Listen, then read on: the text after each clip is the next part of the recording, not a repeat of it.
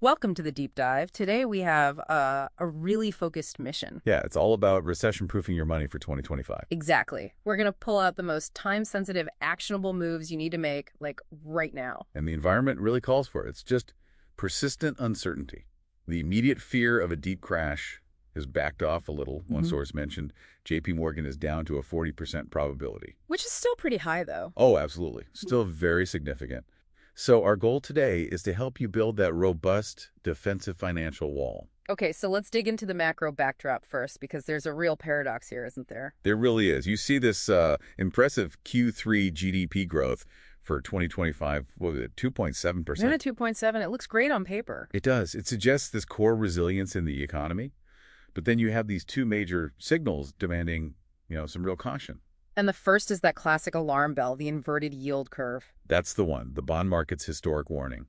And it was negative for so long in 2022 through 2024. So it's basically telling us that the smart money is betting the Fed will be forced to cut rates later on to fix a slowdown. Exactly. The takeaway is that the recession risk hasn't vanished.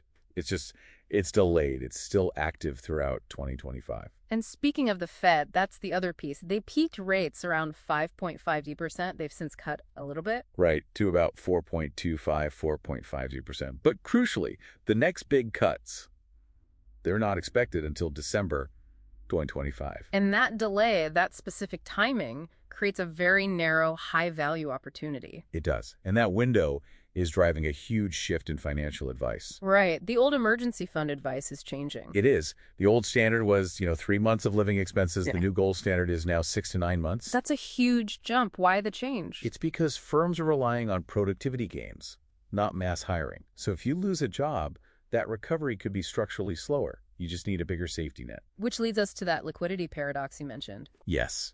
Because the Fed hasn't made those big December cuts yet, high-yield savings accounts, HYSAs, are offering these fantastic rates. Up to 5.00% APY in some cases, which is incredible for safe, liquid cash. It is incredible. But it is temporary. So the actionable step here is crystal clear.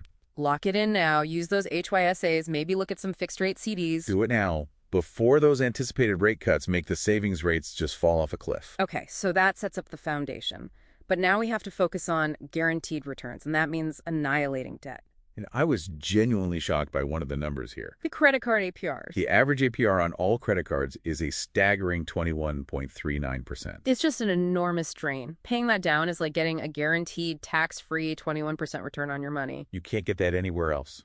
So the triage method is simple. Secure your absolute minimum emergency fund, say 3 months. Just the essentials. And then immediately pivot. Launch an aggressive attack on that debt using the Avalanche Method. And for anyone unfamiliar, that just means you ruthlessly attack the debt with the highest interest rate first, no matter the balance. Correct.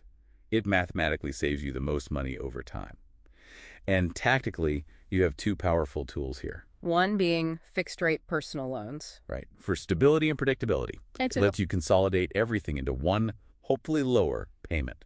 Or, if you're disciplined, there's the more aggressive move. The 0% APR balance transfer card. Great tools with those 12 to 21-month intro periods, but you have to heed the warning here. You absolutely must. You have to pay off that full balance before the intro period ends. Because if you don't, that punishing variable APR kicks in, and it's a trap. It is designed to catch you. Exactly. So to recap the core defense strategy, it's maximizing liquidity while yields are high. Aggressively cutting down those high-interest liabilities. And, of course, maintaining behavioral discipline, not panic selling when things get volatile. That's the whole game right there. So let's leave you with one final thought. We saw over and over that firms are planning growth through productivity, not mass hiring. Right, which points to stagnant wage growth and limited opportunity for a lot of people.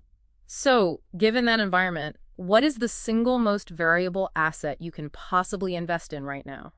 It has to be your human capital. Your biggest asset is your earning power. So investing in yourself. Yes. When the job market is slow to reward general experience, you need to develop specialized skills. Think about recession-resistant fields like cybersecurity or healthcare.